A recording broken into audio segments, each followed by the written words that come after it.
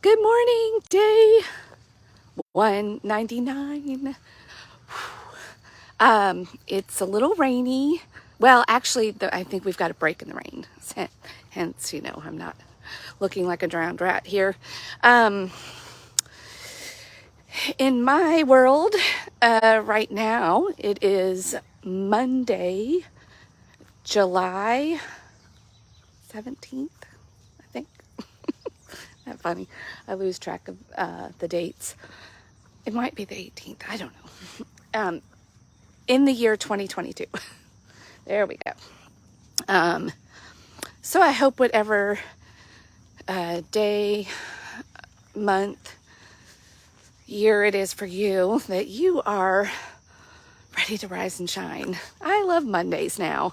That hasn't always been the case. Had a lot of rest over the weekend. I hope you did too. It was a good cup filling weekend for me. Got to spend some time with my son, who had a friend down from college. Lots of rich discussion. I am so hopeful with this younger generation. Anyway, on with today's topic, leading by example. I read chapters Matthew chapters 20 and 21. And there's a lot of parables in there. There's a lot of stories of Jesus interacting with people. The famous clearing of the temple happens in these chapters. Making a fig tree wither. Like lots of stories. Parable of the workers in the field. And anyway, one of the one that I am going to mostly camp on is the when Jesus kind of predicts his death again, and also talks about servant leader, being a servant leader, and that even he, and it sets up as the mother of James and John, the sons of Zebedee, come to Jesus. She comes to Jesus and says, I'd like to ask you something, like a favor for you. And he says, sure, what is it? She says, can my sons, when you get to heaven, can they sit on the right and left side of your throne? And Jesus says, here, let me tell you something. Like, I don't think you understand what you're asking here. So let's talk about it.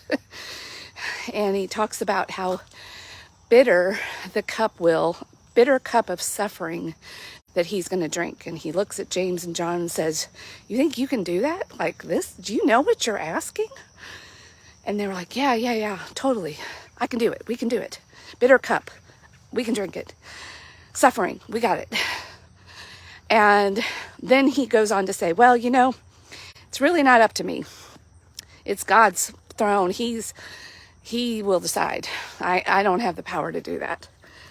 And then the other apostles hear about this exchange, and they're like, well, wait a minute. Slow down just a minute here. What about us? And then he kind of talks to them as well. And he talks about, the type of leadership you guys, and, even having these high appointments and titles and positions of preference and power, the way you guys are used to operating in the human world, that's not what we're talking about here in God's upside down world. That's not how it works. You're used to power and position and that title being like, oh, look at all the perks I get now.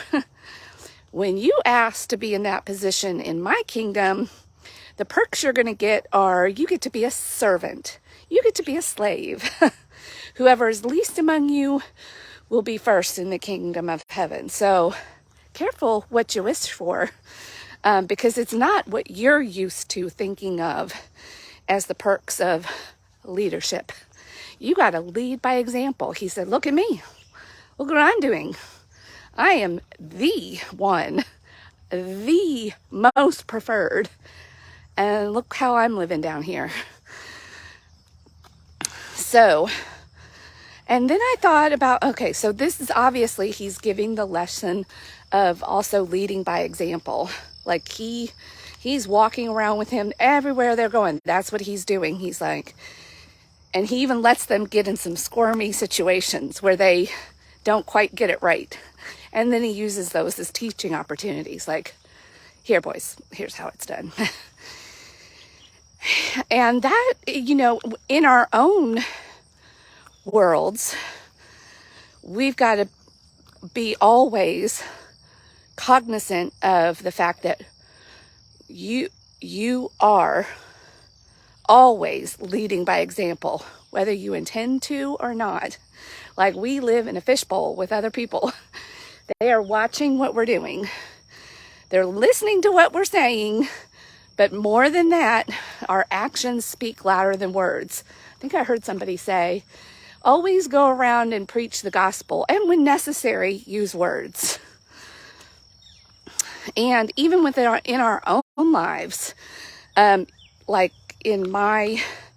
when you actually want to make a healthy change for yourself, you've got to lead yourself by example. That means doing the things that you don't want to do, drinking that bitter cup, because you literally have to reteach yourself and give yourself living, breathing experiences, examples that, hey, you're going to be okay. This isn't going to kill you. I know you're used to doing this thing and you can't imagine life without him or her or this or that or this recognition or that, but let's lead ourselves by example. We have to lead ourselves by example. Always be aware that we are being watched. Those of us that are parents out there, whew, this has been a tough one. Actually, it hasn't been a tough one. At first it was. So I think that's part of the message he's even giving here, is that it does seem bitter at first. Like, even us on the outside, and even thousands of years later, when we think of the ultimate suffering that Jesus did on the cross and the bitter cup of that, but the fruit of it was, whoa, like it was worth it. Like, if that's the way it had to be done, then so be it. He was willing to lead by example, and we have to be willing to do the same thing too. But it's leading and teaching by example, which means for those of us that are also in positions of authority, which we all are, whether you have the title or not, just by virtue of the way human beings interact, we're watching each other and learning and being taught. When you understand the weight of that responsibility, it causes you to even get your shiitake together. When you're like, whoa,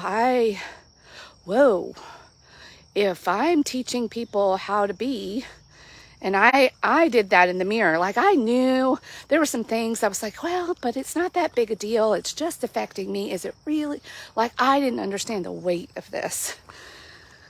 Like, you do kind of academically, but when you really sit with it and then you're like, oh, I see what's happening here. I can't, like, it doesn't work this way. I can't be over here saying one thing and then not doing it and not living by example.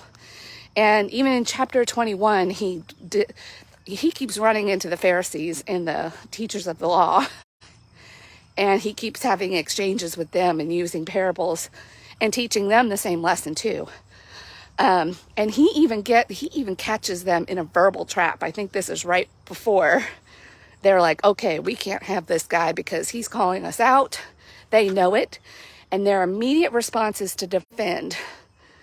And we do that too. You probably do that. You get caught in something and you immediately want to defend. Boy, I was a right fighter. And I remember sometimes my spouse or even my mom and my sister, they would call me on it and they would be like, you always think you're right and blah, blah, blah. I was like, well, of course I do. Otherwise we wouldn't be having an argument. What are we talking about? Like, you think you're right, I think I'm right. That's why we're arguing. Like, I was so hard-headed. And yeah, when you're on your high horse, you will get knocked down eventually. And then what are you going to do? What are you going to do? And now I really try to take this way of living to heart. I have to lead myself by example, getting up and getting moving, because me and my natural self, if you just put me on a couch with a library of books, I would just be a happy camper. Like, just let me, lay around and read and think and dream. No. But that's not a good example. And it doesn't put me in a good health and living the full human experience. But I can get in those ruts. I don't know whatever ruts your particular things are. Some people are just the opposite, and they can never allow themselves to sit down. And that could be a rut. You've got to retrain yourself, which means that you've got to go through the uncomfortable part of serving, becoming a servant to yourself, a slave to yourself, and teaching yourself a new way, laying down your ego, laying down your comfort, laying down your need to be right, and learning to do things a new way, but not keeping it to yourself. This is, I think, the temptation, especially of adults. We don't want, we like to do all of this in quiet and keep it to ourselves and not talk about how, oh yeah, I had this area of life over here that I was totally being a knucklehead in and not doing well. We just like to show the after. Then we do the work and we make the change, and then we put the image out there that we've always had it together. Like, we don't want to talk about the time when I had the extra weight, or my husband and I didn't talk for 3 months and we're on the verge of a divorce. Like, you've done the work. You owe it to people to help them, which means you've got to air out your dirty laundry. Now, I'm doing it in a very public way on Facebook, but you don't have to do that. You could do it in a small group. You could do it among your family and friends. This is how we actually give permission to each other to be fully human and mess up. And then we all can come out of hiding and wearing our masks and pretending that we've all got it together. Meanwhile, back at the ranch, it is a you-know-what show. But we can't admit it because, oh my gosh. And even churches, unfortunately, in their need to be, and a lot of churches will say, all are welcome. But then if somebody walks through the door that doesn't look quite like us, and they clearly don't have their you-know-what together, are they really welcome? Does your church welcome these people? That's what Jesus is saying. Like, you have got to lead by example. Or if everybody at church is coming dressed up in their Sunday best and coming and acting like, oh yeah, our kids are this and that, and we're all putting on a show. Meanwhile, Johnny's got addicted to drugs. So-and-so may be watching things they shouldn't be watching. Mom's drinking too much wine. But nope, we put on our Sunday best. We're not leading by example. And not only that, we're betraying and abandoning ourselves in the process. And we're sending mixed messages. And all this posturing, all of this ego stuff, that is the bitter cup that we have got to drink. The truth. The truth will set you free.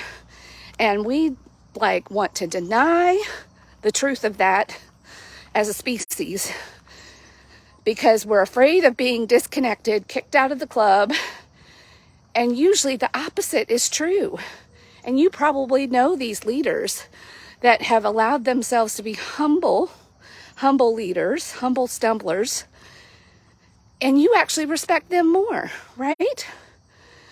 And those of us, especially in the world that I operate in now, even as a coach and counselors and therapists, they should be in counseling themselves. So that'd be the first thing you ask your counselor, therapist, or coach. Are you being coached and counseled? Because when you know things, you tend to forget to practice them and humble yourself. That is the bitter cup. Like, gosh darn it, I got off track again. Now I got to get back on track, and you've got to lead yourself by example, by doing the thing, admitting, telling yourself the truth. Don't lie to yourself. Don't be self-deceiving. Don't do it.